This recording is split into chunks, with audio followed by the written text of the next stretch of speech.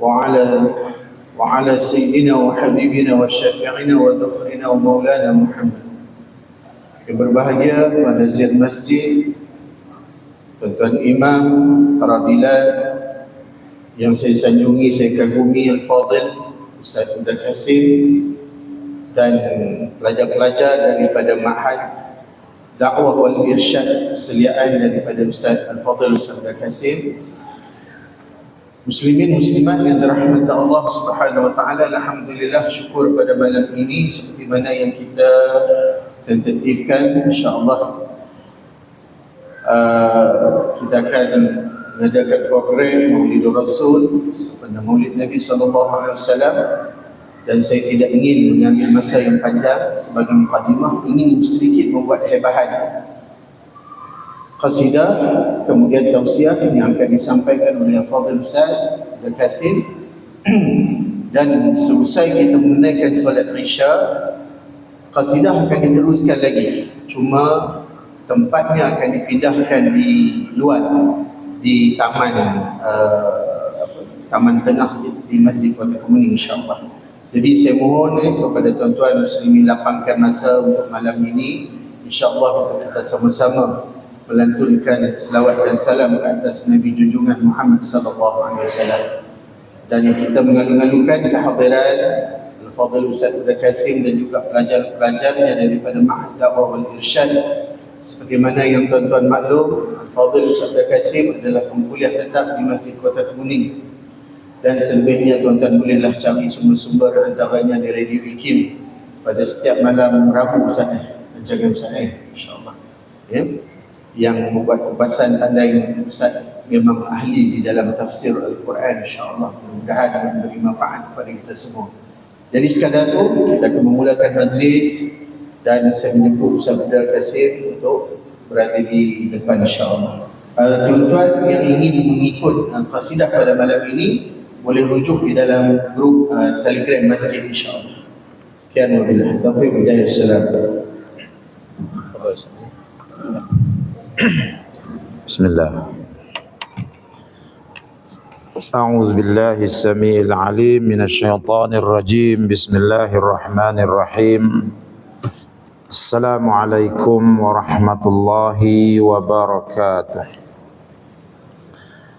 Alhamdulillahi rabbil alamin, wa bihi nasta'in ala umurid dunya waddin. Ashhadu an la ilaha illallah wa ashhadu anna Muhammadan abduhu wa rasuluh. Allahumma salli ala Sayyidina Muhammad wa ala alihi wa ashabihi ajma'in, amma ba'd. Yang saya hormati Tuan Pengurusi Majlis, yang saya kasihi Tuan Pengurusi Masjid Kota Kemuning dan ahli jawatan kuasanya, tuan-tuan imam, tuan-tuan bilal, seterusnya kepada para asatizah, para ulama, muslimin dan muslimat yang dikasihi sekalian.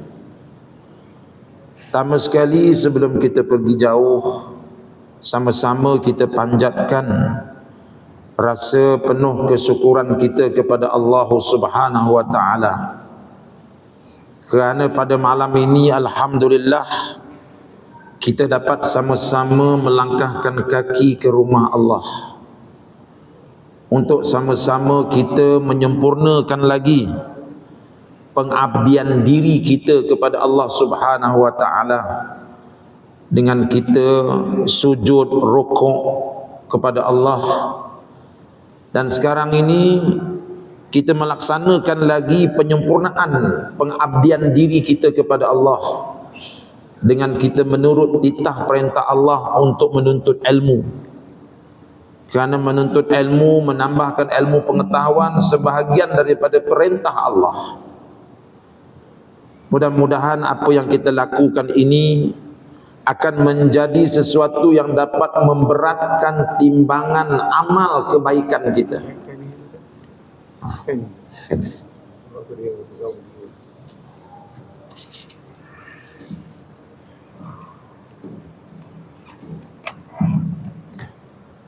Mudah-mudahan ia dapat memberatkan lagi timbangan amal kebaikan kita apabila ia ditimbang nanti di padang mahsyar.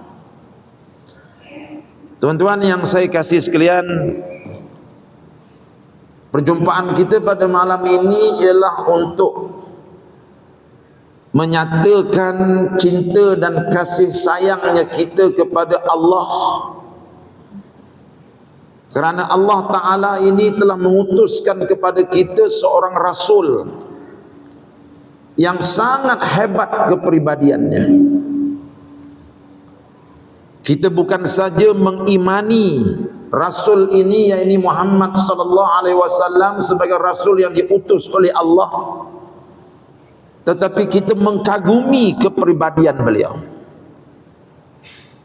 Kalau tidak, masakan Allah Subhanahu wa taala memberitahu kepada kita, laqad kana lakum fi rasulillahi uswatun hasanah. Sesungguhnya pada diri Nabi Muhammad sallallahu alaihi wasallam itu ada contoh teladan yang sangat baik. Kalau kita nak melihat seorang imam yang mempunyai kepribadian yang tinggi, lihatlah Nabi sallallahu alaihi wasallam. Kalau kita nak melihat seorang bapa yang sangat prihatin kepada keluarganya, lihatlah Nabi kita Muhammad sallallahu alaihi wasallam. Kalau kita nak lihat seorang yang menjadi anggota masyarakat yang sayangkan masyarakatnya, yang berperanan di dalam masyarakat, lihatlah pribadi Nabi kita Muhammad sallallahu alaihi wasallam. Sehinggalah kepada satu peringkat yang lebih tinggi. Kalau kita nak lihat seorang pemimpin negara yang begitu bertanggungjawab, yang begitu prihatin dan mengambil berat tentang kemaslahatan rakyatnya, lihatlah Nabi Muhammad sallallahu alaihi wasallam. Segala-gala contoh ada pada baginda. Sebab itulah orang-orang Arab ada mengarang satu syair, yang mana syair ini menggambarkan kepada kita betapa Nabi ini seorang yang sangat besar dan hebat kepribadiannya. Apa kata syair Arab? Kata syair Arab, Muhammadun basharun wa laysa kal bashari bal huwa yaqutatun wan nasu kal hajari. Syair ini biasa dibaca oleh orang Arab ketika mereka mendodoikan anak mereka. Anak susah nak tidur, mereka akan dodoikan anak mereka dengan syair ini, memuji-muji Nabi Muhammad sallallahu alaihi wasallam. Kita boleh ambil syair ini untuk dodoikan anak kita. Muhammadun basyarun wa laysa kal bashari. Muhammad itu sallallahu alaihi wasallam adalah seorang manusia. Dan sememangnya Nabi kita memang dia manusia, dia bukan malaikat. Nak jadi seorang Nabi, dia mesti seorang manusia, mesti seorang lelaki. Walaysa kal bashari, tetapi dia bukan seperti manusia biasa. Ya, memang dia manusia macam kita. Kalau kita terasa lapar, dia juga boleh terasa lapar. Kalau kita terasa mengantuk, ya, dia boleh juga terasa mengantuk. Kalau kita terasa marah, dia boleh juga terasa marah. Sebab sifat manusia ini ada pada dia, sebab dia seorang manusia. Walaysa kal bashari, walhal dia tu bukan seperti manusia biasa. Dia manusia macam kita, tetapi dia bukan seperti manusia biasa. Bal huwa yaqutatun, dia itu ibarat batu permata. Wan nasu kal hajari, manusia yang lainnya hanyalah seperti batu biasa. Cuba kita lihat batu permata dan batu biasa. Batu permata dan batu biasa memang kedua-duanya daripada spesies batu. Kalau direbus macam mana pun takkan masak, takkan boleh dimamah. Tetapi batu permata nilainya sangat tinggi. Batu permata indah keadaan rupanya, menjadi rebutan kepada manusia-manusia yang tahu nilainya. Adapun batu biasa, dia tidak dipandang hairan oleh manusia. Begitulah perbedaan antara Nabi dengan kita. Ya betul, Nabi Muhammad sallallahu alaihi wasallam itu seorang manusia. Dia boleh lapar, tetapi makannya Nabi tak seperti kita. Nabi makan sedikit saja, lebih banyak dia berlapar daripada dia makan. Kita makan juga. Nabi makan sikit, tapi kita ni sikit-sikit makan. Ya, Nabi itu dia boleh mengantuk sebab dia manusia, tapi dia tidurnya sedikit. Kita ini sikit-sikit nak tidur. Ya, Nabi itu dia boleh marah sebab dia manusia macam kita, tapi marahnya tidak banyak, marahnya tidak lama. Kita ni sikit-sikit nak marah, sikit-sikit nak marah. Ni kalau ceramah maulid ni pukul 10 tak habis, marahlah semua ni. Ya. Jadi nampak tak perbezaan Nabi kita Muhammad sallallahu alaihi wasallam. Tuan-tuan, saya nak petik satu cerita menampakkan bahawa betapa jauhnya akhlak Nabi dengan akhlak kita orang biasa ni. Tuan-tuan, Nabi ni dia ada seorang musuh yang sangat jahat. Namanya Abdullah bin Ubay bin Salul. Abdullah bin Ubay bin Salul ialah ketua orang munafik yang duduk di Madinah. Dia sembahyang di belakang Nabi, dia berserban macam Nabi. Nabi baca Quran, dia pun baca Quran, tetapi dalam hatinya penuh rasa benci kepada Nabi Muhammad sallallahu alaihi wasallam. Ini ketua orang munafik. Bencinya pada Nabi, benci yang tiada tepinya. Sejarah mencatatkan banyak kali dia menyakiti Nabi kita Muhammad sallallahu alaihi wasallam. Satu ketika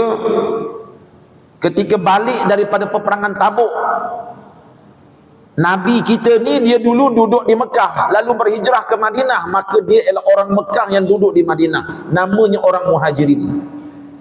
Abdullah bin Ubay bin Salul ialah orang Madinah, dipanggil sebagai golongan Ansor. Orang-orang Ansor kasih kepada orang-orang Muhajirin, sama-sama duduk di Madinah Al-Munawwarah. Tiba-tiba dalam satu peperangan, balik dari peperangan Tabuk, satu peperangan yang panas, ya, panas sangat ketika itu. Dalam perjalanan balik itu, Abdullah bin Ubay bin Salul telah menghimpunkan kawan-kawannya daripada orang Madinah, lalu mengungkapkan satu kata-kata yang sangat pedih untuk kita dengar. Apa kata-katanya? Dia kata, tuan-tuan, kita ni orang Madinah telah diperbodohkan oleh Muhammad. Sia-sia saja kita tolong dia. Dia datang daripada Mekah, duduk di Madinah tempat kita tolong dia. Selepas kita tolong dia, dia nak gigit kita. Lalu dia ungkapkan satu kalimah, fammin kalbak yakuluk. Dia ni seperti anjing yang tersepit, selepas dia tersepit dia gigit kita. Abdullah bin Ubay bin Salul dia umpamakan Nabi kita seperti anjing. Dia hina Nabi kita. Para sahabat yang dengar terus berjumpa dengan Nabi, minta izin untuk penggal kepala Abdullah bin Ubay bin Salul. Kata anak Abdullah bin Ubay bin Salul, seorang lelaki yang soleh, dia kata, ya Rasulullah, bapa aku tu dah memang biadab sangat kepada engkau ya Rasulullah. izinkan aku sebagai anak dipenggal kepala bapa aku, sebab dia terlalu biadab kepada engkau ya Rasulullah. Nabi kata jangan. Biarkan dia sujud bersama kita, dia semayang bersama kita. Biarkan. Ini kejahatan dia. Dan kalau tuan-tuan tengok lagi dalam sirah yang lain, bagaimana dia juga telah menfitnah isteri Nabi SAW bermain kayu tiga dengan lelaki lain. Isteri-isteri Nabi adalah wanita-wanita yang suci. Sayyidatina Aisyah radhiyallahu anha wanita yang suci. Ummu Habibah wanita yang suci. Sofiyah wanita yang suci. Raihanah wanita yang suci. Tidak pernah mereka ini mengkhianati suami mereka. Tiba-tiba pada satu hari Abdullah bin Ubay bin Salul melihat Sayyidatina Aisyah radhiyallahu anha naik unta sambil ditarik oleh seorang lelaki yang terjumpa Siti Aisyah yang tersesat di tengah padang pasir. Oleh kerana nak tolong isteri Rasulullah, maka diletaknya isteri Rasulullah di atas unta dan dia tarik unta tersebut dengan penuh rasa ketakutan. Sebab apa? Sebab ini perempuan, padang pasir ni tak ada orang. Dengan penuh ketakutan dia tarik selaju yang mungkin untuk cari Rasulullah. Sebelum berjumpa dengan Rasulullah, lelaki ini terserempak dengan Abdullah bin Ubay bin Salul. Dia tengok Aisyah bersama dengan lelaki ini, lalu dihebohkan cerita di seluruh Madinah bahawa Aisyah ini isteri yang khianat kepada suaminya. Aisyah ini isteri yang bermain kayu tiga, sehingga musuh-musuh agama kata Muhammad ini nama saja Nabi, isteri sendiri pun tak boleh jaga. Lihat, air muka Nabi dicalarkan, kemuliaan dan maruah Nabi dia calarkan. Inilah Abdullah bin Ubay bin Salul, dan banyak lagi kejahatan-kejahatan dia. Tiba-tiba satu hari tuan-tuan, Abdullah bin Ubay bin Salul ini mati. Sebagai orang munafik, sudah pasti tak ada orang yang akan ziarah jenazah dia. Tak ada orang yang akan mandikan dia. Tak ada orang yang akan sembahyangkan dia. Anak dia sedar perkara ini. Lalu anak dia jumpa Nabi. Dia kata, ya Rasulullah, ayah aku kau bukan tak tahu kan jahatnya bapa aku ni.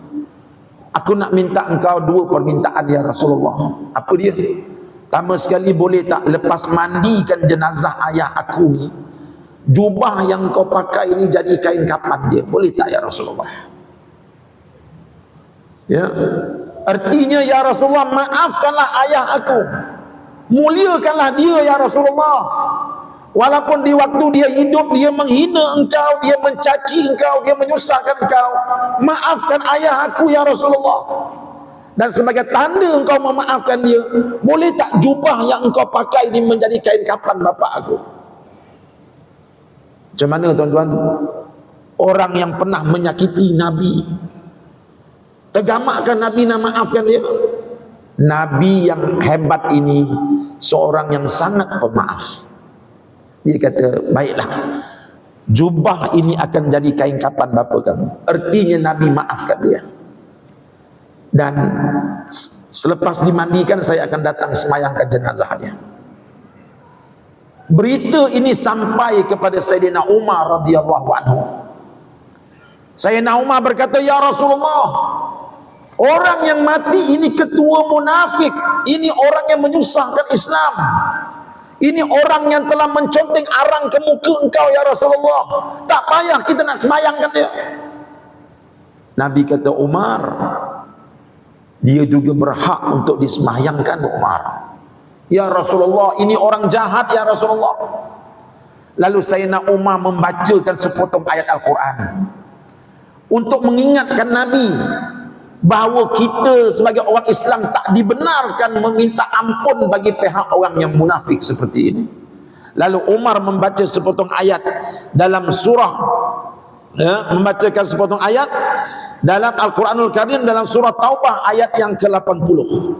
Bismillahirrahmanirrahim. Astaghfarta lahum am lam tastaghfir lahum in tastaghfir lahum 70 marrah falan yaghfirallahu lahum. Ayat ini maknanya, kata Umar, ya Rasulullah, Allah telah berfirman, engkau minta ampun untuk orang munafik ini, ataupun kau tidak ampunkan dia, sama saja, sebab dia munafik, akan kena neraka juga. Allah kata, wahai Rasul, engkau maafkan dia, istighfarkan untuk dia ataupun tidak istighfarkan untuk dia, sama saja.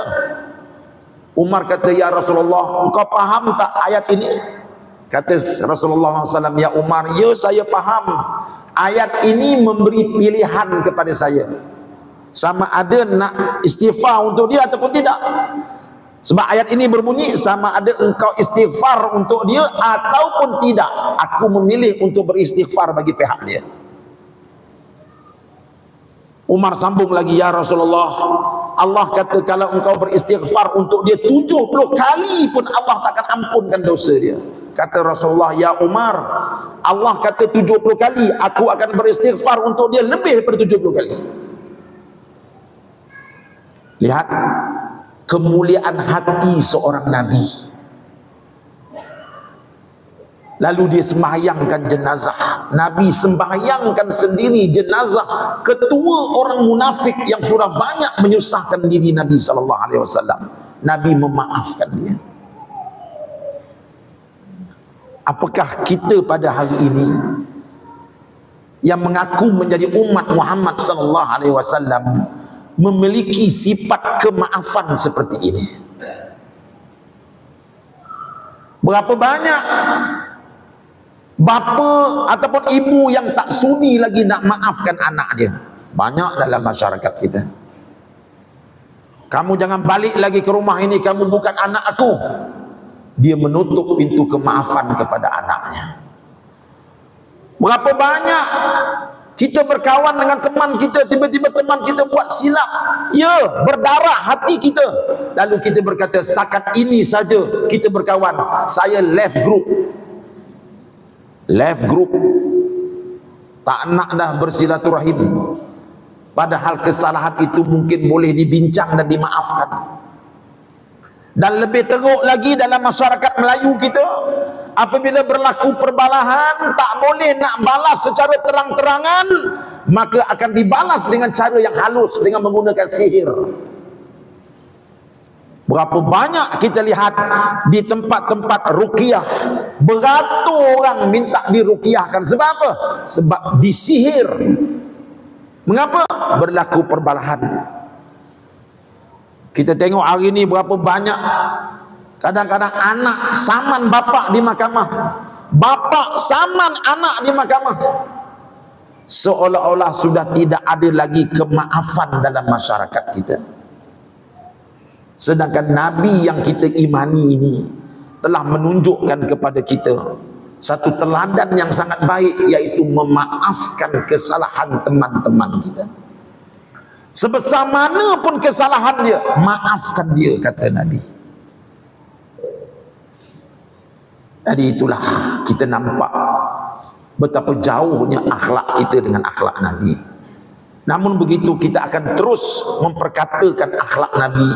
Mudah-mudahan satu hari kita akan dapat meniru akhlak yang mulia ini, insya-Allah.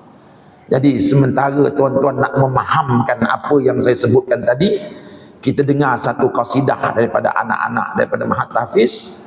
Mudah-mudahan akan menambahkan lagi kemerihan kita menyambut Mauludur Rasul sallallahu alaihi wasallam. Silakan anak-anak.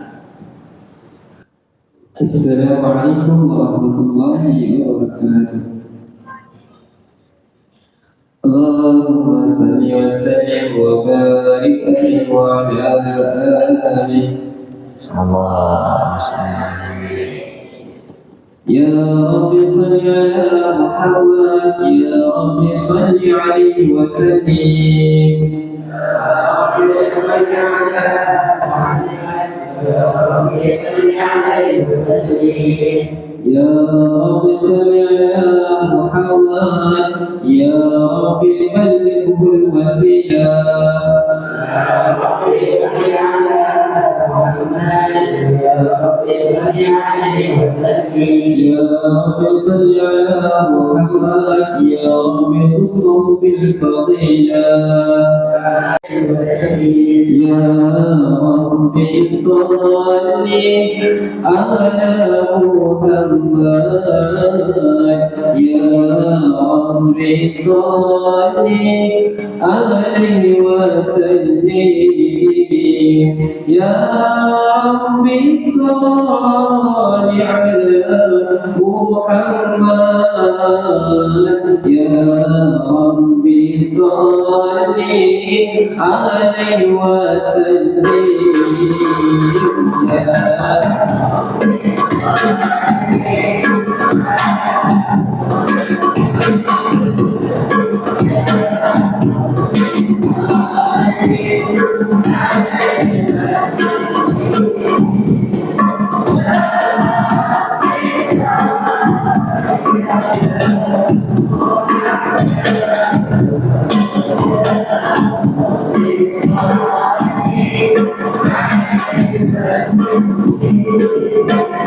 يا ربي وارضى عن الصحابة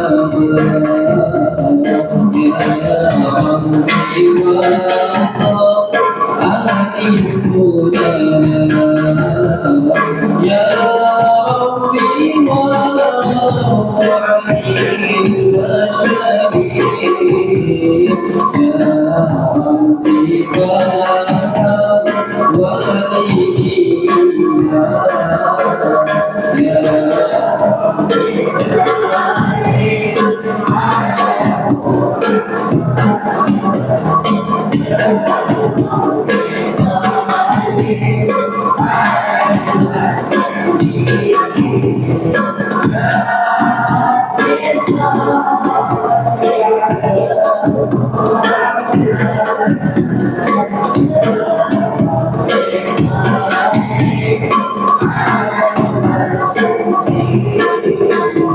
يا ربي وارحمنا جميعا يا ربي وارحم كل مسلمين يا ربي واغفر لكل مسلمين يا ربي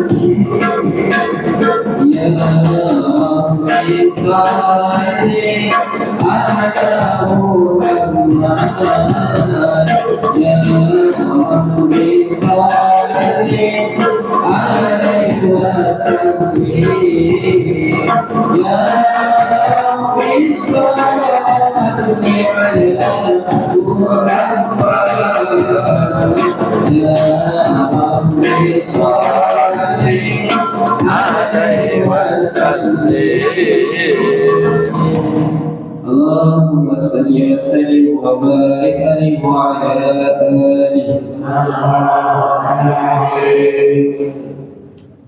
Alhamdulillah.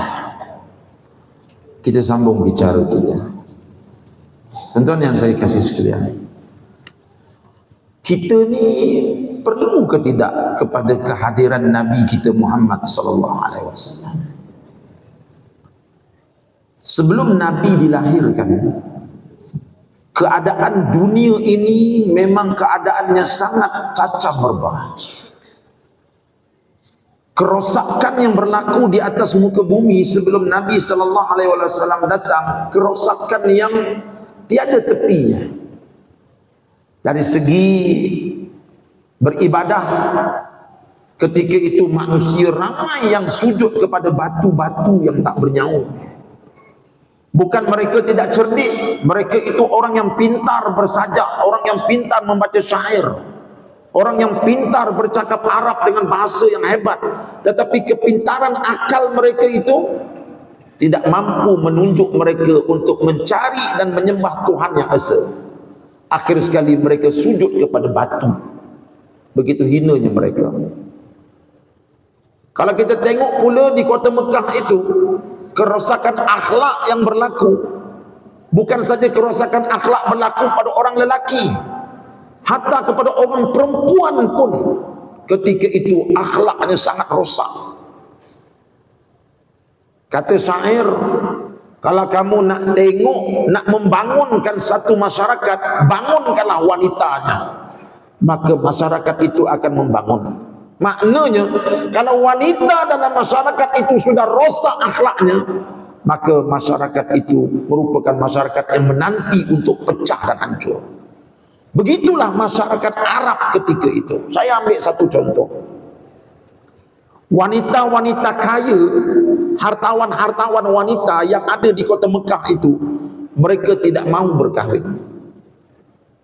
Sebab pada mereka berkahwin ini sebahagian daripada pengabdian diri kepada manusia. Ialah bila dah kahwin, suami nak minum kopi dia kena bancuhkan, suami nak makan dia kena masakkan, baju suami dia kena basuhkan. Mereka rasa ini satu benda yang hina. Mengapa kami kena jadi abdi kepada lelaki? Sebab itu wanita-wanita kaya di zaman itu tak mahu berkahwin. Namun begitu, mereka tak dapat lari daripada sifat kewanitaan mereka. Sifat suka kepada lelaki itu mereka tak dapat lari. Tetapi mereka tak nak jadi hamba. Apa mereka buat? Azam.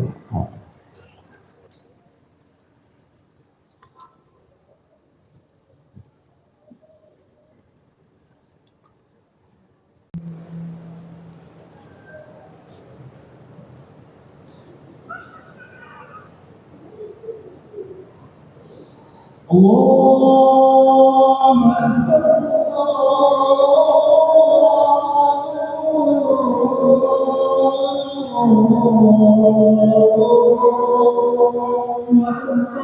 Allahu Akbar, Allahu Akbar.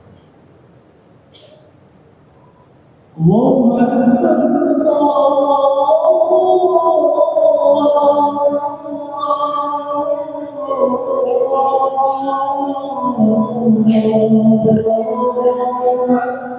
Allahu Akbar, Allahu Akbar. Asyhadu an la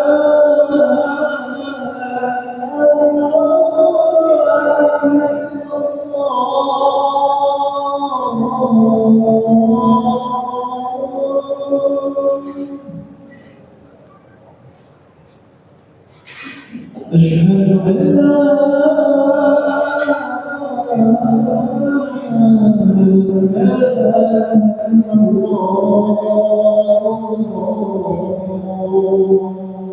أشهد أن لا إله إلا الله.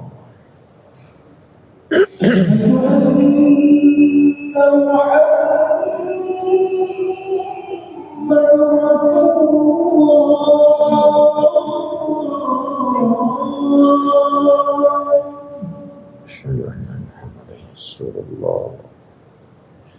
أشهد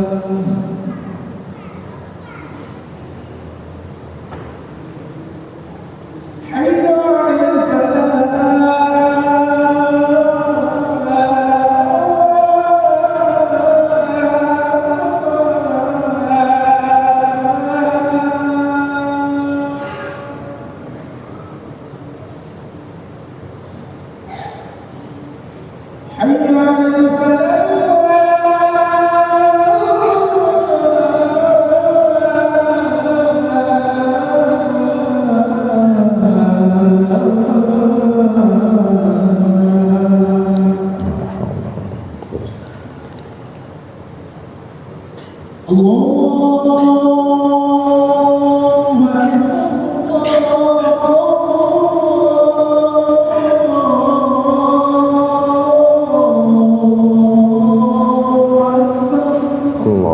akbar, Allahu akbar.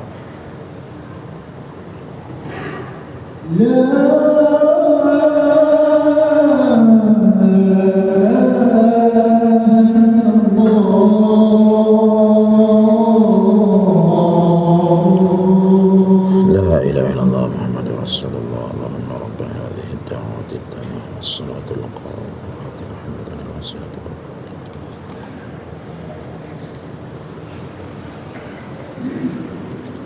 Kita sambung sedikit lagi. Jadi wanita-wanita ini rosak akhlaknya. Bila datang keinginannya kepada lelaki, mereka tak dapat sembunyikan. Lalu apa mereka buat? Wanita-wanita kaya ini akan membina sebuah khaimah di tengah-tengah padang pasir. Bila khaimah itu dibina, dia akan naikkan bendera berwarna merah. Bila orang lelaki lihat di tengah-tengah padang pasir itu ada bendera berwarna merah, artinya apa? Artinya di dalam khaimah itu ada seorang wanita kaya yang membuka pintu khaimah untuk mana-mana lelaki masuk ke dalam khaimah itu untuk melayan dirinya. Maka beraturlah lelaki-lelaki, masuk seorang, lepas tu keluar, masuk lagi, sehingga wanita ini rasa sudah cukup. Bayangkan tuan-tuan, suruh kahwin tak nak kahwin, takut jadi hamba lelaki, tetapi dia menjadi hamba kepada nafsunya di dalam khaimah itu. Bila cukup 9 bulan selepas wanita ini yang telah digauli oleh puluhan lelaki, cukup 9 bulan, maka anak yang dikandung akan dilahirkan. Maka semua lelaki-lelaki yang menggaulinya akan dipanggil dan akan dilihat wajah anak ini mirip siapa. Bila didapati bahawa wajah anak ini mirip orang ini, maka kamu ambil anak ini, kamu jaga. Saya sebagai perempuan yang melahirkan sudah selesai kerja saya, awak jaga. Ini akhlak wanita sebelum Nabi diutuskan. Kalau wanitanya begini busuk dan buruk akhlaknya, bagaimana lelaki di zaman jahiliyah itu? Sudah tentu akhlaknya lebih dahsyat buruknya. Begitulah tentuan keadaan orang-orang Arab ketika itu.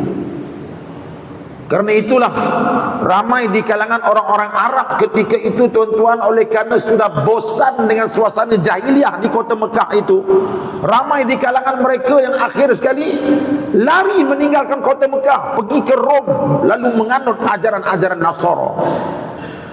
Ada di kalangan mereka yang duduk di bukit-bukit tak mau turun. Sebab apa? Sebab masyarakat di kota Mekah ini masyarakat jahiliyah yang sangat dahsyat akhlaknya. Di tengah-tengah masyarakat jahiliyah inilah tuan-tuan, Allah lahirkan seorang Nabi. Allah lahirkan seorang putera daripada perut Aminah binti Wahab, hasil perkongsiannya dengan Abdullah bin Abdul Muttalib. Lahirlah putera yang dinanti-nantikan oleh dunia ketika itu, yaitu Muhammad bin Abdullah bin Abdul Muttalib. Seorang putera yang comel, seorang putera yang berseri wajahnya. Ketika dia dilahirkan itu, keluar daripada tubuh ibunya Aminah cahaya, yang mana cahaya itu menerangi alam, boleh dilihat sampai ke negeri Syam.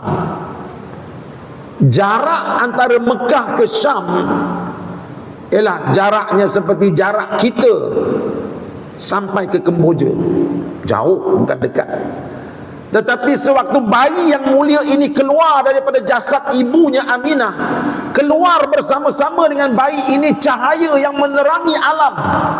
Orang yang duduk di Syam dapat lihat cahaya ini sampai ke negeri mereka, sebagai isyarat bahawa bayi yang datang ini, yang lahir ini, membawa cahaya kepada alam ini.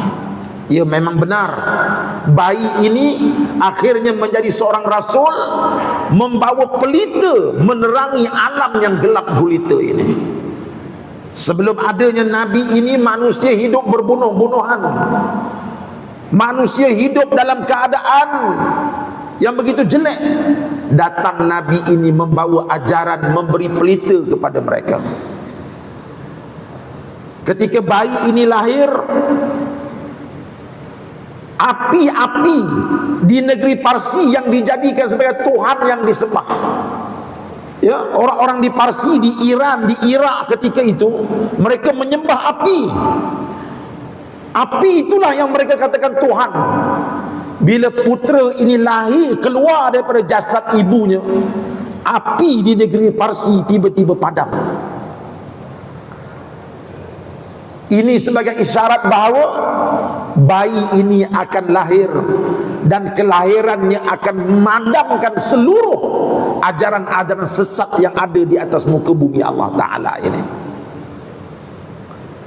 Ketika bayi ini lahir, berhala-berhala yang disembah oleh orang-orang kafir ini runtuh. Ini sebagai isyarat bahawa bayi ini nanti akan menjadi seorang rasul yang akan meruntuhkan berhala-berhala yang selama ini disangka sebagai Tuhan yang disembah. Bayi yang lahir ini, tuan-tuan, datang membawa barakah. Baru keluar daripada jasad ibunya, dunia sudah lihat betapa barakahnya bayi ini. Telah menjadi adat orang-orang Arab, seorang bayi yang dilahirkan tidak akan dijaga oleh ibunya.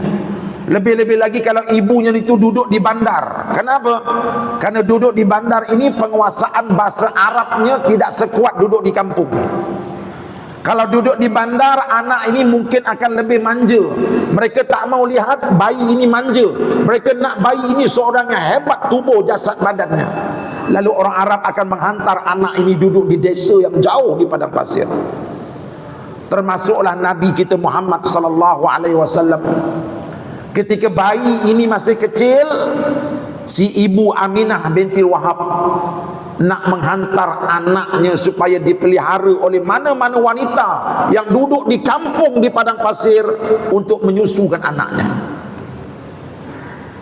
Tetapi oleh kerana si anak ini ialah yatim piatu, bapanya tak ada, maka ibu-ibu susu yang datang ke Mekah ketika itu tak berhajat nak mengambil dia sebagai anak susunya. Kerana ini anak orang, ayahnya tak ada. Mampukah dia bayar segala kos susu yang kita nak bagi dekat dia? Anak-anak orang-orang kaya sudah dibawa pulang oleh ibu-ibu susu ini. Berebut-rebut pilih anak orang kaya. Nabi Muhammad SAW anak yatim, tak ada siapa nak ambil. Ketika itu ada seorang perempuan bernama Halimah yang datang ke Mekah juga nak cari anak susu. Tetapi dia menunggang kenderaan yang sudah tua dan lemah.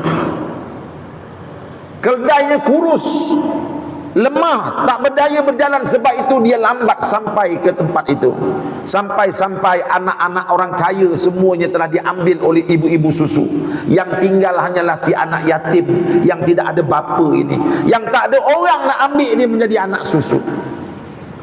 Oleh kerana dah tak ada pilihan, Halimatus Sa'diyah mengambil Nabi kita, putera yang yatim ini, menjadi anak susunya.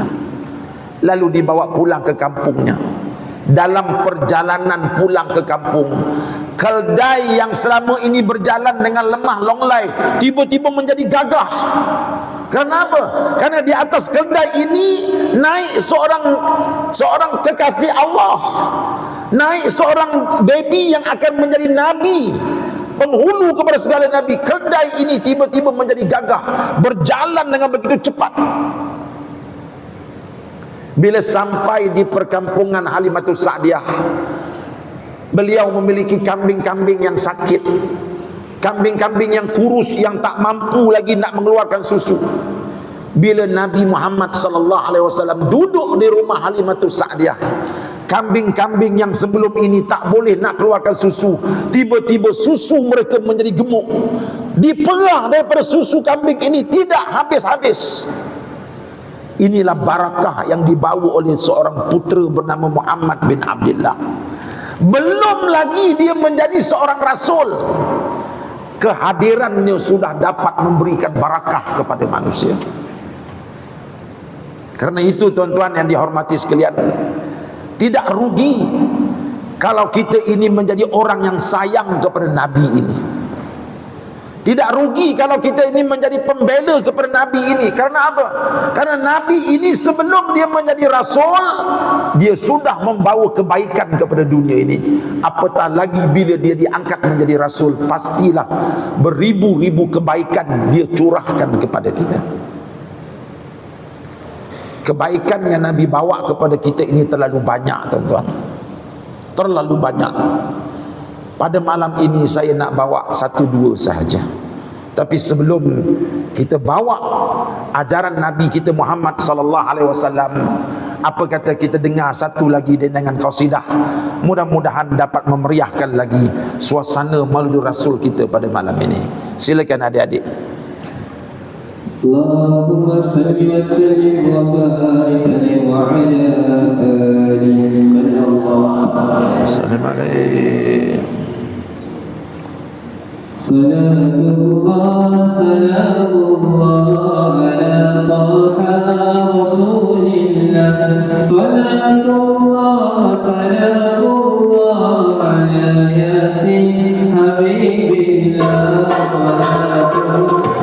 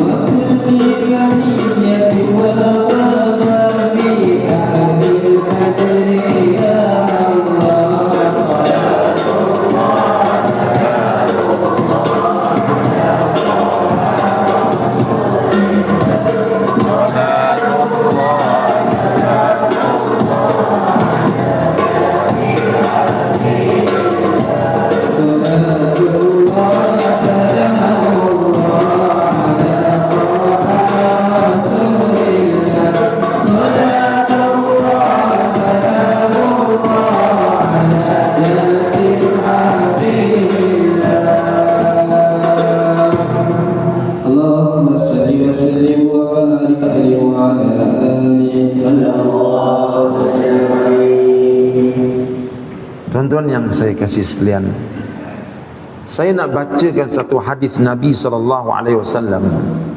Daripada hadis ini kita akan nampak apakah hubungan kita dengan Nabi kita Muhammad SAW ini.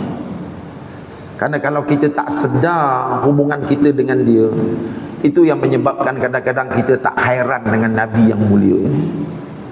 Mari kita dengar hadis Nabi SAW, satu hadis yang sahih, riwayat daripada Imam Bukhari dan Imam Muslim, hadis muttafaqun alaih. Hadis ini daripada Sayyidina Jabir radhiyallahu anhu. Nabi SAW telah bersabda. Apa sabda baginda? Mathali wa mathalukum kamathali rajulin auqada nara.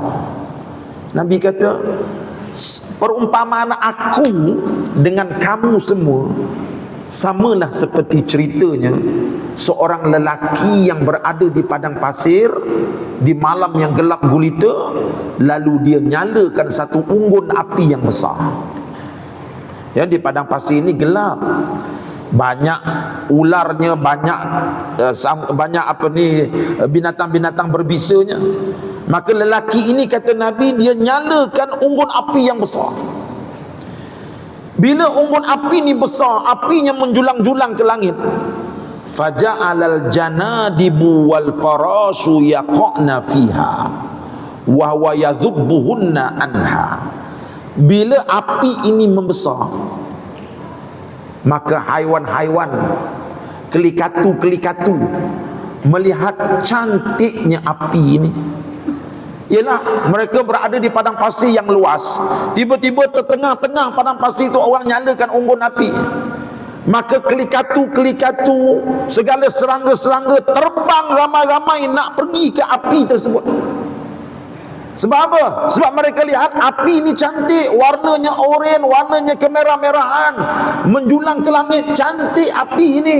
Lalu kelikatu-kelikatu, serangga-serangga ini terbang beramai-ramai pergi ke tempat api ini, tanpa mereka sedari bahawa api itu membunuh. Api itu membunuh. Lalu oleh kerana tertarik dengan kecantikan api ini, mereka terbang beramai-ramai dan mereka masuk ke dalam api tersebut. Ramai kelikatu yang terkorban dibakar oleh api ini. Banyak serangga-serangga yang jatuh ke dalam api ini. Lalu kata Nabi, wa ana akhidhun bihujazikum anin nar. Adapun aku, setelah aku lihat serangga-serangga ini jatuh ke dalam api tersebut, aku pun duduk di hadapan api itu menghalang serangga-serangga ini daripada masuk ke dalam api itu. Jangan datang ke sini, jangan datang ke sini, kerana api ini walaupun cantik tetapi dia membunuh kamu. Jangan datang, pergi, pergi. Nabi bertindak sebagai penyelamat kepada serangga-serangga ini. Kerana serangga ini dia tak tahu, yang dia nampak dari jauh ialah api ini cantik. Lalu mereka nak masuk. Nabi SAW sebagai seorang Rasul tahu bahawa api ini membunuh. Nabi halau serangga ni, pergi dari sini, pergi daripada sini. Api ini membunuh kamu. Walaupun dia cantik, dia membunuh kamu. Inilah peranan Nabi kepada kita. Berapa banyak daripada kalangan manusia yang bila melihat dunia ini terlalu indah dan cantik. Berapa banyak manusia melihat hidup dengan hawa nafsu ialah kehidupan yang hebat, berprestij. Hidup cara Eropah, hidup cara Mak Saleh, hidup cara yang tidak dibenarkan oleh agama Allah. Ini indah, inilah kemajuan, inilah hidup yang berprestij. Lalu ramai orang mengejar cara hidup yang sesat ini. Nabi SAW datang, jangan masuk ke tempat ini. Ini bahaya. Kita ada cara hidup kita sendiri. Orang Islam ada gaya hidupnya sendiri. Kita ada adat kita sendiri. Kita ada pantang larang kita sendiri. Jangan masuk ke tempat ini. Tetapi apa kata Nabi? Cuba dengar yang di hujungnya agak sedih. Kata Nabi, wa antum tafallatuna min yadi. Sayangnya, bila aku halang kamu daripada masuk, kamu tepis tangan aku. Kamu tepis tangan aku. Kamu tak mau dengar cakap aku. Seolah-olah kamu berkata, ya Rasulullah, api ini yang kami nak. Nabi kata, jangan, api ini membakar. Api ini boleh membunuh kamu. Tetapi kamu tepis tangan aku, lalu ramai di kalangan kamu masuk ke dalam api ini dan mati. Begitulah perumpamaannya kehadiran Nabi SAW ke dalam masyarakat dunia ini. Nabi sebagai seorang rasul yang menerima wahyu, Allah ajar Nabi kita, ya Muhammad sallallahu alaihi wasallam, yang ini api, yang ini boleh membunuh kamu. Ini arak, jangan minum. Ini boleh membunuh kamu. Yang ini rasuah, jangan ambil, jangan beri, jangan terima. Ini api yang boleh membunuh kamu. Yang ini namanya buka aurat. Kamu keluar rumah tak jaga aurat. Ini api yang boleh membunuh kamu. Yang ini namanya menipu. Ini api yang boleh membunuh kamu. Nabi beritahu kita, jangan hampiri benda ini. Tetapi kelikatu ini melihat, ini yang seronok. Ini yang seronok. Sebab itu mereka lebih suka hidup dalam menipu. Karena dalam menipu itu senang dapat rezeki. Mereka lebih suka mengambil dan memberi rasuah, kerana dengan itu mereka boleh jadi cepat kaya. Mereka lebih hidup suka membuka aurat, kerana itu lebih moden dan lebih terkedepan. Segala yang Nabi ajar mereka ketepikan. Mereka anggap ini kuno. Mereka anggap ajaran Nabi Muhammad ini ajaran yang kuno. Lalu ramailah yang masuk ke dalam api. Tuan-tuan, Nabi datang kepada kita sebagai penyelamat. Nabi nak selamatkan kita. Karena kalau kita, Nabi nampak bahaya yang ada di hadapan kita kalau kita tak ikut ajaran Nabi Muhammad SAW. Bahayanya. Tuan-tuan, sebab itu Nabi kita dalam dia menunjukkan umat, nak selamatkan umat, Nabi bercakap dalam banyak perkara. Banyak perkara Nabi sebutkan. Yang penting umat dengar cakap Nabi dan mereka dapat diselamatkan. Saya nak sentuh salah satu perkara yang Nabi ajarkan kepada kita, tetapi banyak di kalangan kita buat tak tahu je benda ni. Sedangkan kalau kita tinggalkan benda ini, inilah api yang akan memakan kita. Tuan-tuan, saya nak sentuh hari ini bagaimana Nabi merupakan seorang rasul yang mengajar umatnya menjadi umat yang cintakan kepada pertanian. Nabi mengajar umat, kalau kita nak selamat daripada api kehancuran, orang Islam mesti ambil berat tentang pertanian. Tidak menafikan perindustrian, tidak menafikan otomobil, buat kapal terbang dan sebagainya. Tetapi Nabi mengajar kita, umat, kamu kena ambil berat tentang pertanian. Kamu kena jaga alam sekitar. Mari kita tinjau, tuan-tuan, hadis-hadis yang Nabi sebut begitu banyak tentang ilmu-ilmu pertanian. Hari itu ada beberapa orang lecturer daripada daripada college community. Mereka ini orang-orang yang dapat pendidikan di Jepun. Dia datang ke tempat saya di sekolah tahfiz saya. Bila dia sampai itu, dia kata, Ustaz, rupanya kita ni orang Islam tak mengamalkan apa yang Nabi ajar pada kita. Saya kata, dekat mana pula Tuan Pensyarah? Kami di sekolah tahfiz ni hari-hari baca Quran, hari-hari semayang. Dekat mana yang kami tak amalkan ajaran Nabi? Cuba Ustaz tengok, banyak tanah-tanah terbiar begitu saja. Kami duduk di Jepun. Orang Jepun, Ustaz, dia takkan biarkan tanah dia walaupun seinci terbiar begitu saja. Ada saja dia bercucuk tanam. Saya kata, ini lecturer ini nak kenakan saya ni. Saya ni ustaz ni. Saya lebih faham Islam daripada dia. Sombongnya saya. Kata dia, saya duduk di sana, Ustaz, kalau orang Jepun pandang ni, dia pergi dekat sekolah tahfiz Ustaz ni, dia kata ini semua kerja haram ni. Tengok ini tanah banyak tak ditanam. Tengok dekat sini boleh letak serai ni, boleh letak serai wangi, serai tak wangi. Dekat sini boleh tanam daun kunyit, boleh tanam daun itu, macam-macam boleh tanam ni Ustaz. Tapi kat tempat Ustaz ni tempat lapang, tak bertanam, yang tumbuhnya lalang. Ini haram ni Ustaz. Ustaz nak jawab macam mana depan Allah?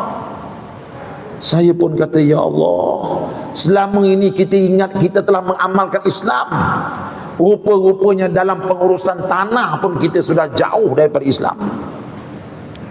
Saya pun bukalah sebuah kitab yang ditulis oleh almarhum Profesor Dr. Yusuf Al-Qaradawi. Dalam sebuah kitabnya yang masyhur yang bertajuk Al-Islamu wal Bi'ah. Islam dan Bi'ah. Bi'ah ni artinya alam keliling. Islam dan bagaimana alam keliling.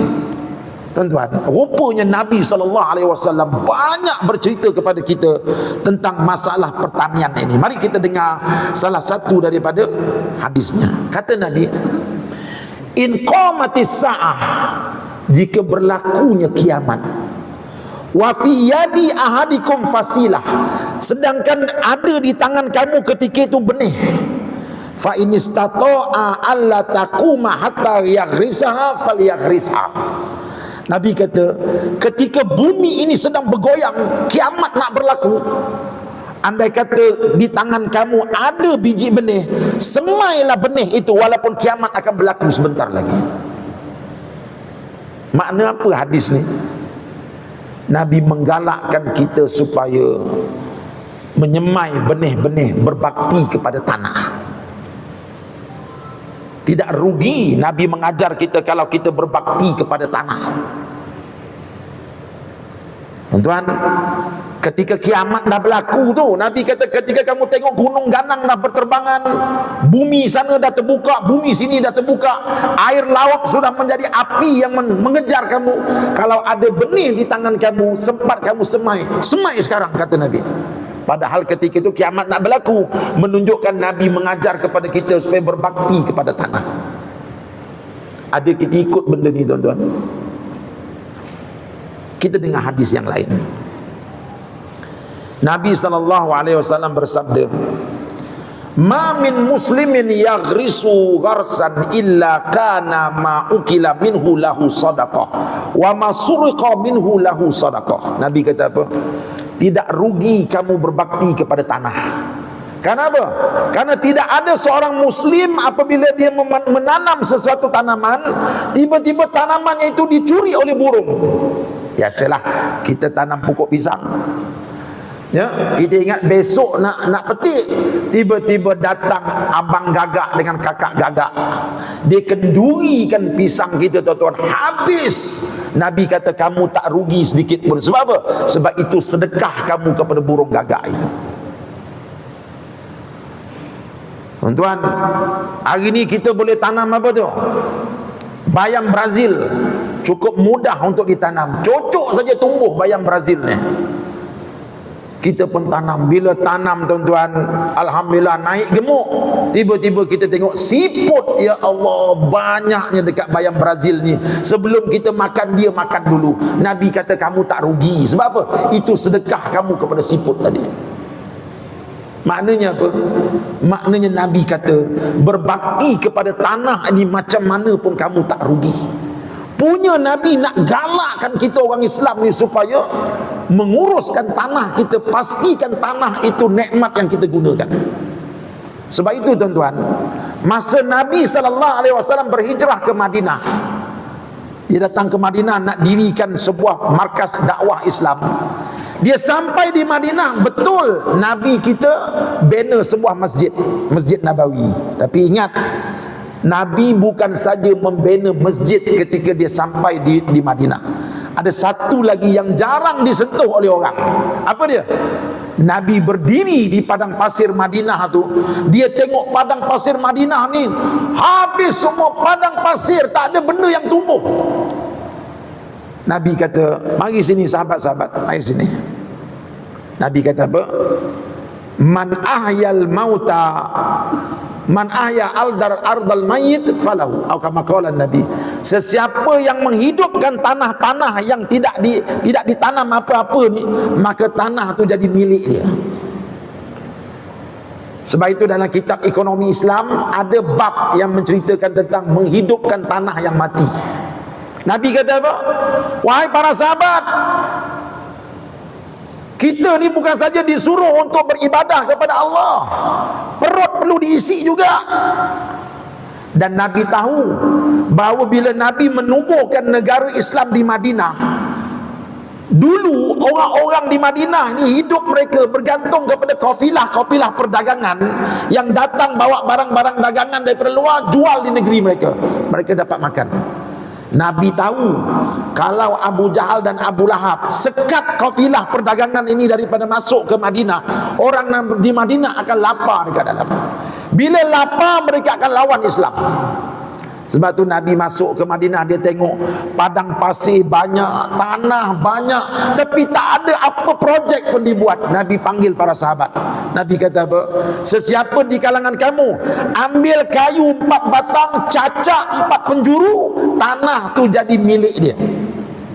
Tetapi syarat, kamu kena bangunkan tanah ini dengan pertanian. Para sahabat tuan-tuan dapat tanah free. Tuan-tuan tak nak tanah free ke?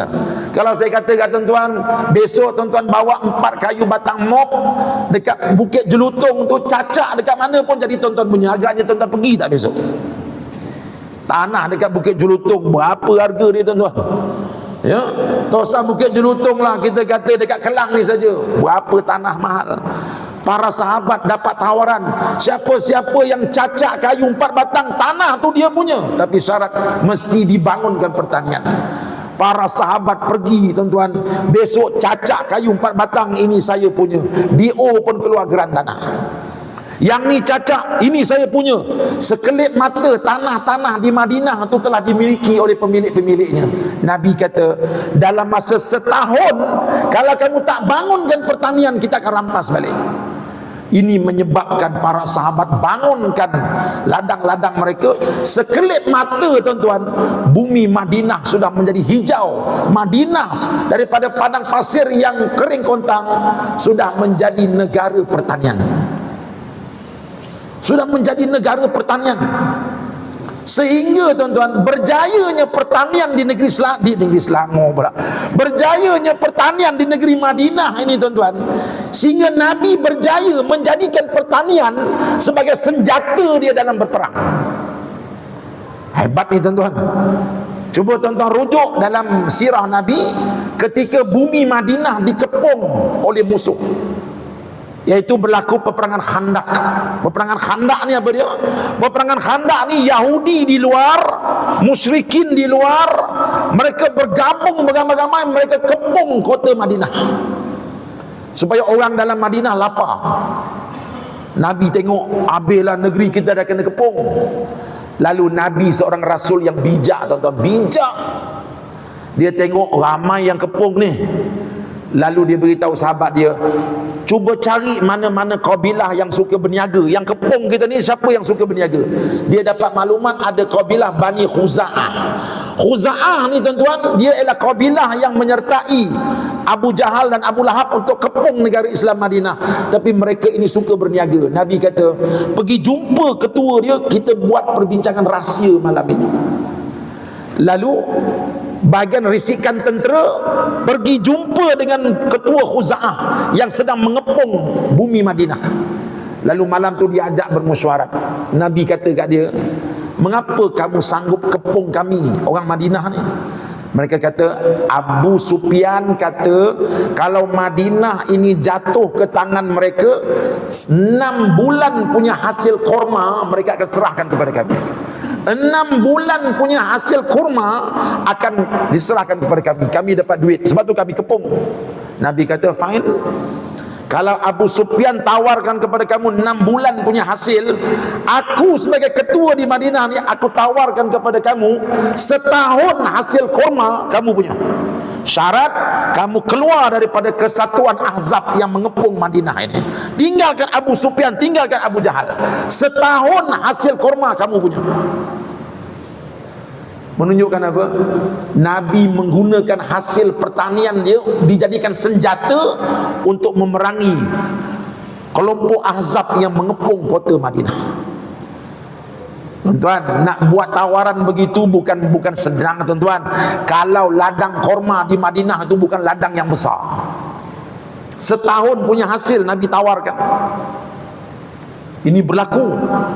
Nak menunjukkan bahawa bagaimana Nabi mengambil berat persoalan pertanian ini, sampai kejayaan pertanian di Madinah boleh dijadikan senjata untuk melawan musuh.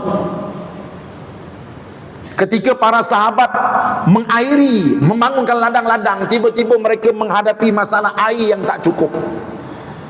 Air ketika itu dikuasai oleh orang Yahudi. Perigi-perigi besar dimiliki oleh orang Yahudi.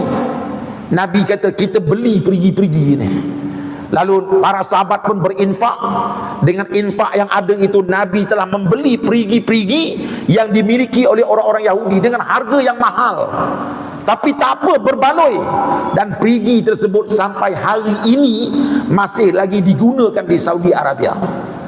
Air-air dari perigi itu mengairi ladang-ladang orang Islam, menyebabkan di sana subur, di sini subur, sehingga menyebabkan bumi Madinah menjadi negara pertanian.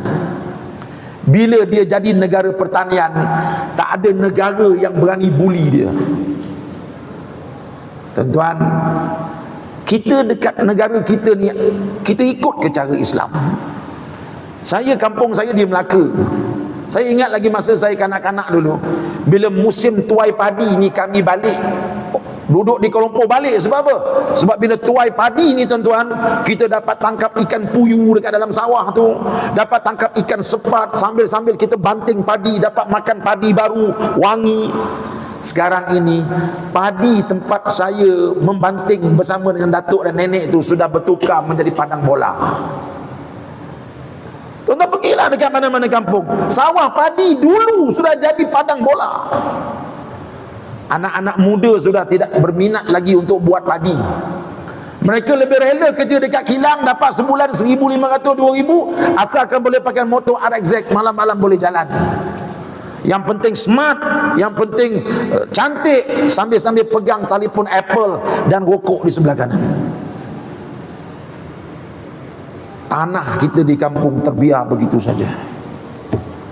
Ini tidak termasuk tanah-tanah wakaf yang terbiar berpuluh beratus-ratus hektar tanah wakaf terbiar begitu saja, tak dimanfaatkan.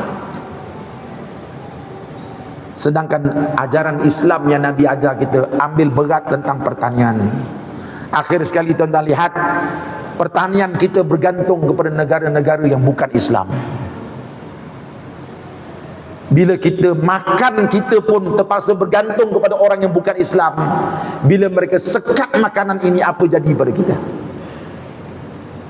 Kita tak ikut ajaran Nabi kita. Tuan-tuan, Nabi juga mengajar kita supaya menjaga alam sekitar. Saya nak sentuh benda-benda ni supaya kita sedar bahawa selama ni kita banyak sentuh tentang jihad.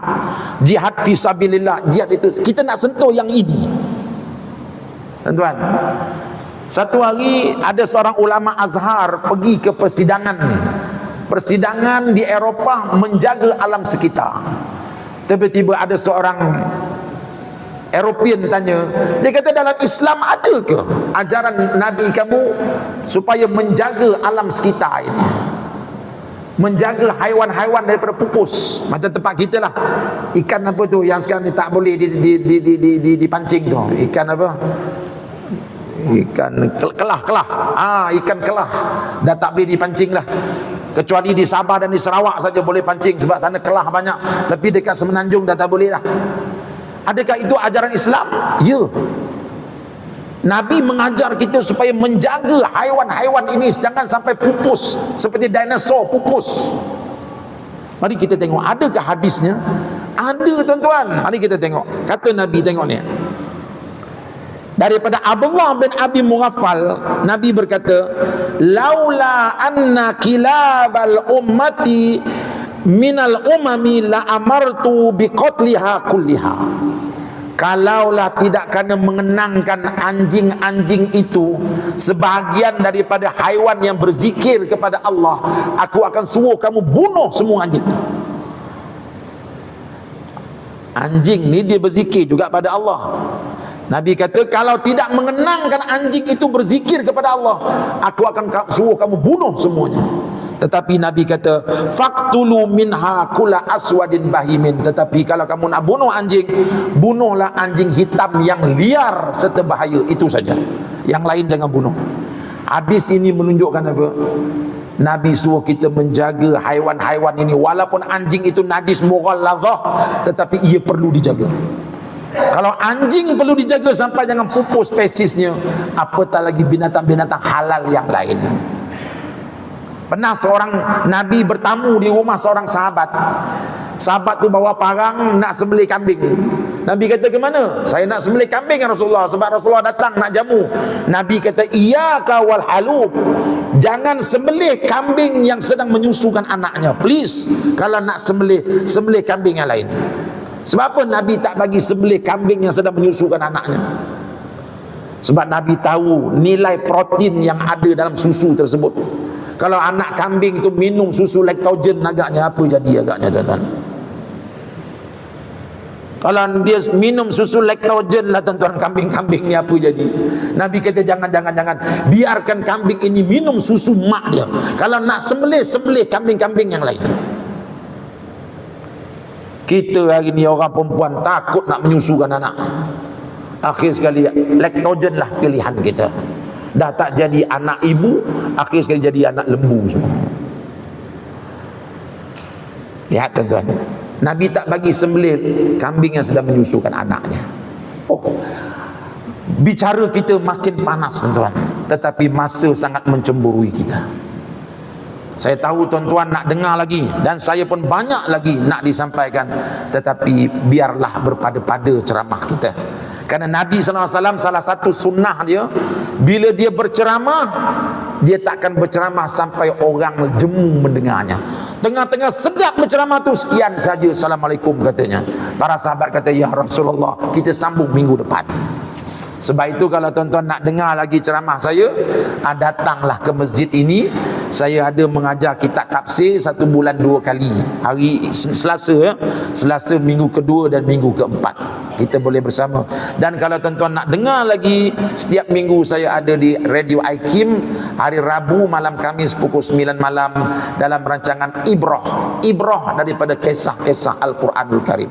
Ya, jadi saya rasa sudah banyak yang dapat kita ambil, namun saya tak nampak tuan-tuan mencatatkannya.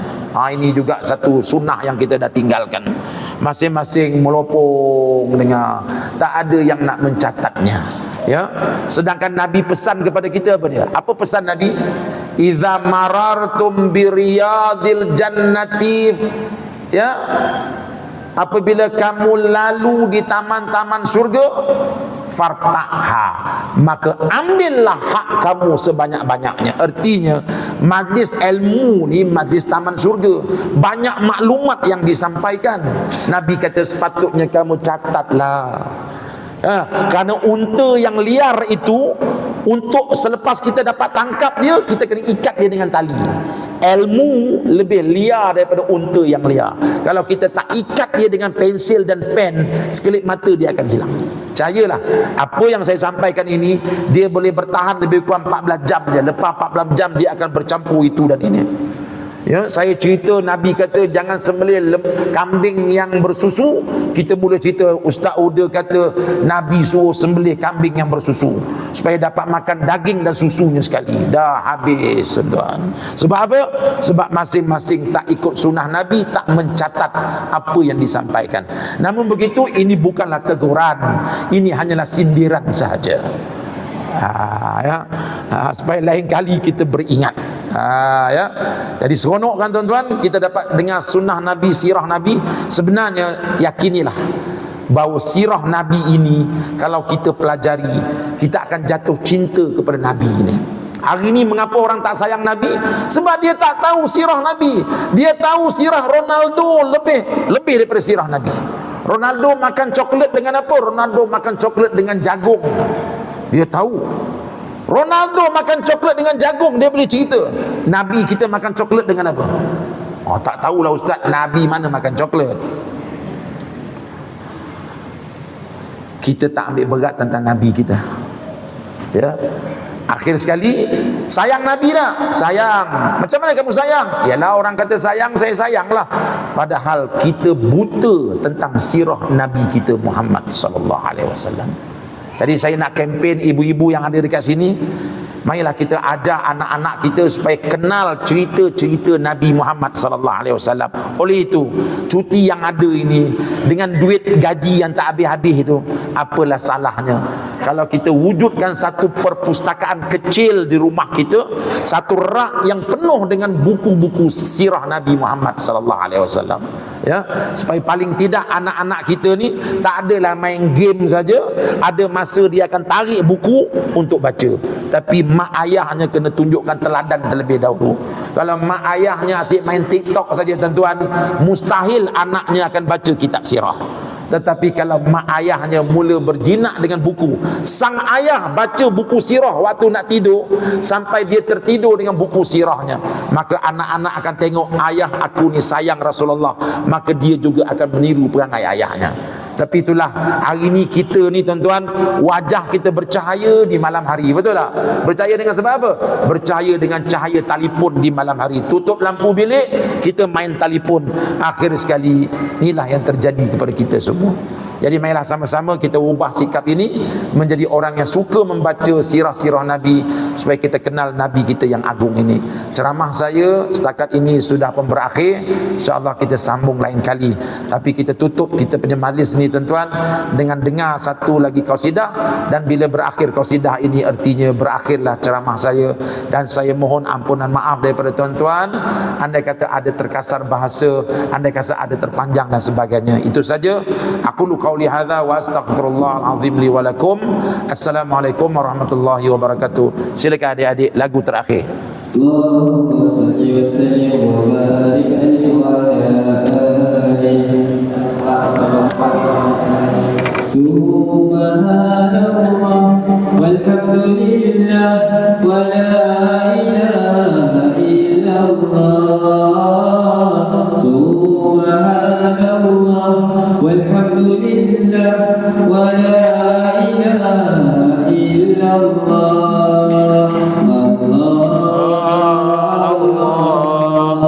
Allah ya Allah, Allah Allah ya Allah. Subhanallah alhamdulillah wa la ilaha illallah. Alhamdulillah la ilaha illallah. Allah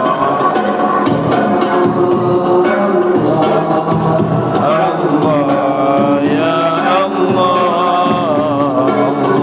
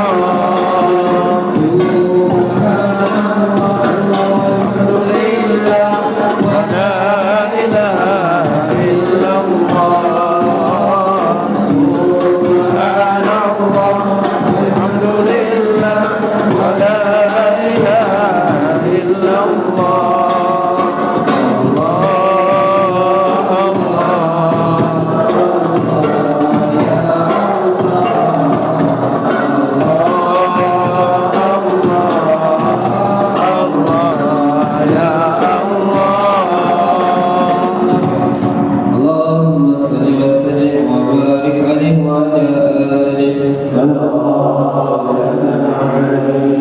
InsyaAllah lepas kita solat isyak, kumpulan ini akan terus menghiburkan tuan-tuan di luar sana sambil-sambil kita menikmati juadah.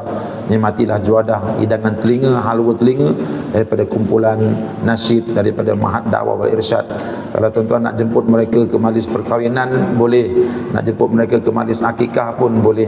Mereka sedia untuk menghiburkan dengan hiburan-hiburan Islam ini, insya-Allah. Sekian, assalamualaikum warahmatullahi wabarakatuh.